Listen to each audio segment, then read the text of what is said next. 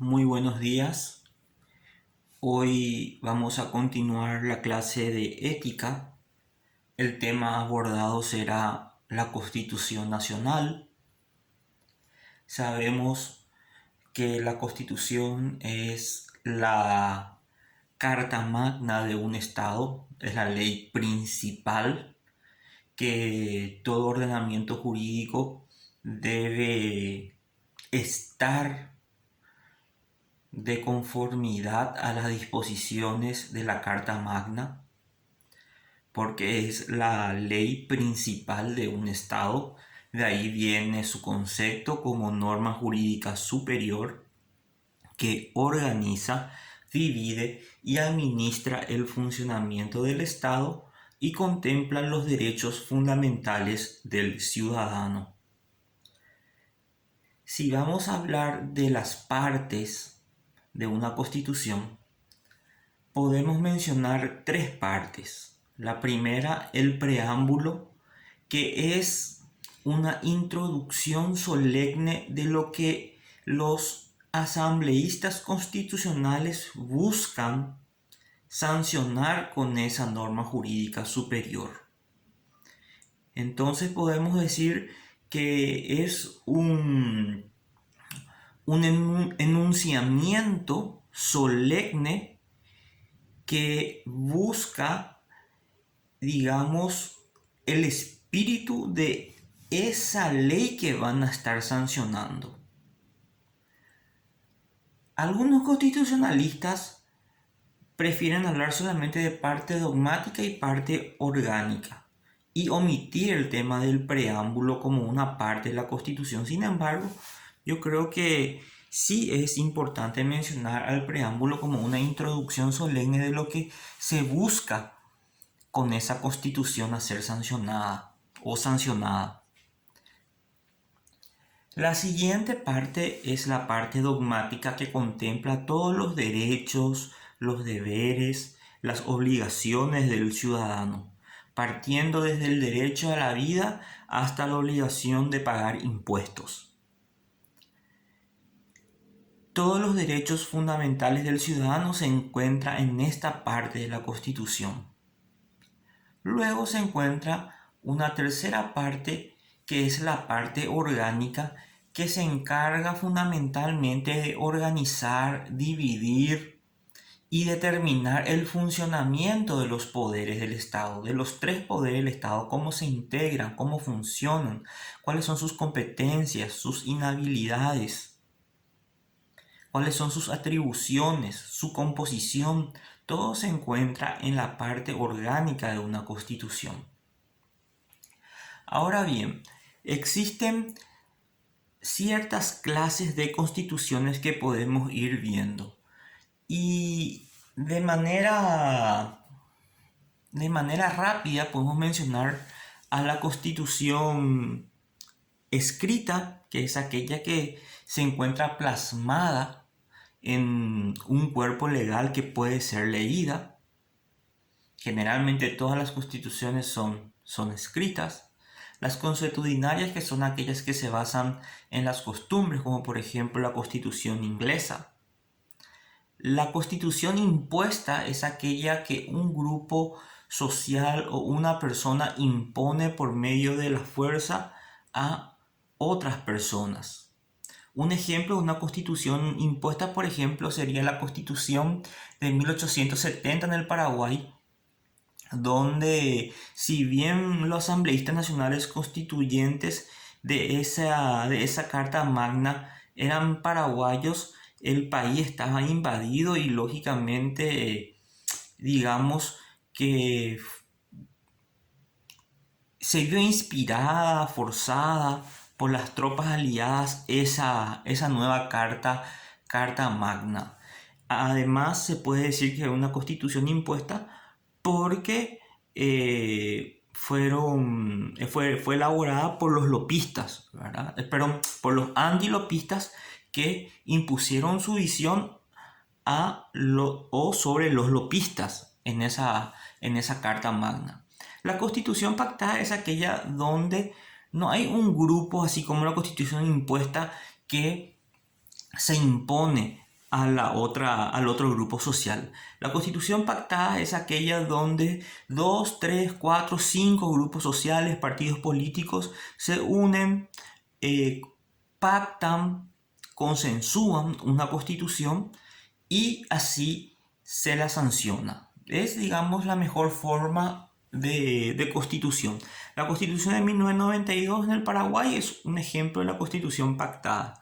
La constitución breve es aquella que es breve en su extensión. Ejemplo, la constitución de los Estados Unidos. Es muy breve, 7 artículos y 25 enmiendas y nada más.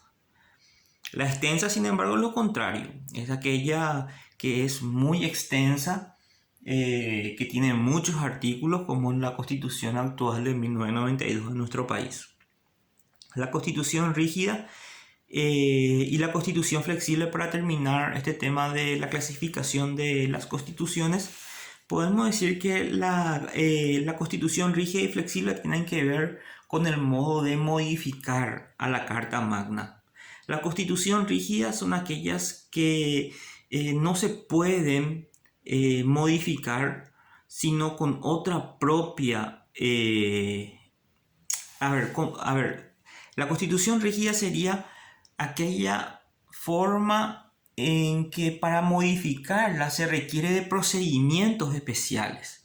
Y la flexible no, a través de mecanismos ordinarios, normales, legislativos, se puede cambiar una constitución. Nuestra constitución de 1992 es una constitución rígida porque establece los mecanismos de la enmienda y la reforma constitucional para poder modificar o cambiar la constitución. Si la constitución de 1992 fuera flexible, nuestra constitución se podría cambiar como si, por ley. Entonces, sería muy fácil cambiar de constitución. Por eso es que nuestra constitución es rígida, porque establece procedimientos especiales para su modificación o su cambio total, que ya sería a través de una reforma. Entonces, el siguiente punto, como vemos, son los modos en que una constitución se puede modificar a través de la enmienda y a través de la reforma. En la enmienda no hay un cambio de constitución, sino solamente una parte de la constitución. Y en la reforma es aquella donde obligatoriamente tiene que haber un cambio total de la constitución. ¿Cómo se puede saber qué artículo yo puedo cambiar por enmienda o por reforma? Y bueno, hay aquellos artículos, dice la Constitución de 1992, que afectan el funcionamiento normal de los poderes del Estado, se tiene que hacer a través de la reforma. Por eso es que cuando se habló en la época presidencial anterior, y en realidad en todas las épocas presidenciales, es una costumbre de que los presidentes se eligen por 5 años como ordena la Constitución, pero después buscan siempre la reelección. Y eso está prohibido. Y hasta se llegó a quemar el Congreso por un tema que quisieron modificar la Constitución para la reelección solamente a través de la enmienda, y eso no se podía hacer solamente a través de la reforma porque implicaba un cambio del funcionamiento de los poderes del Estado. Es claro la Constitución que dice que solamente pueden durar 5 años y es no reelegible, está prohibida la reelección. Entonces ese artículo algunos sectores quisieron cambiar a través de la enmienda, y solamente se puede hacerse a través de la reforma.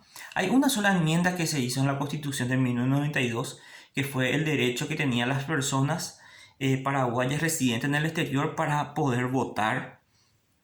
Era muy injusto que paraguayos que vivían afuera no tengan derecho a votar en elecciones presidenciales, por ejemplo. Entonces, en la Constitución de 1992 se estableció ese criterio, que los paraguayos que no residían en Paraguay no podían votar. Entonces, a través de una enmienda en el 2011 se cambió ese artículo de la Constitución y a partir de ahí los paraguayos residentes en el extranjero ya pueden votar. ¿Por qué se hizo por mediante una enmienda? Y porque no afecta al funcionamiento de los poderes del Estado. Entonces, cualquier artículo que vos quieras modificar que no implique un cambio rotundo en cuanto al funcionamiento de los poderes del Estado se hace vía enmienda. Pero si vas a tocar la organización, composición, función de los poderes del Estado, debe hacerse vía reforma. Entonces, tanto la enmienda o la reforma son formas en que se puede modificar la Constitución. En una enmienda no implica un cambio de Constitución, pero en una reforma sí implica un cambio de Constitución. ¿Quiénes pueden pedirlo? Y tanto la enmienda como la reforma pueden pedirlo 30.000 electores, el presidente de la República o también las dos cuartas partes de cada cámara del Congreso. Si es que se aprueba por mayoría absoluta, la enmienda, eso se remite a la justicia electoral y la justicia electoral llama a un referéndum. Y si es que se aprueba por mayoría absoluta la reforma en ambas cámaras del Congreso, se convoca también a la justicia, se remite a la justicia electoral y la justicia electoral llama a unas elecciones nacionales constituyentes para reemplazar la Constitución que se quiere cambiar. Entonces, esta fue una breve clase sobre Constitución y abordando un poco algunas partes peculiares de la Constitución Nacional de 1992. Espero que estén bien, nos vemos en otro video y esperen la guía de estudios.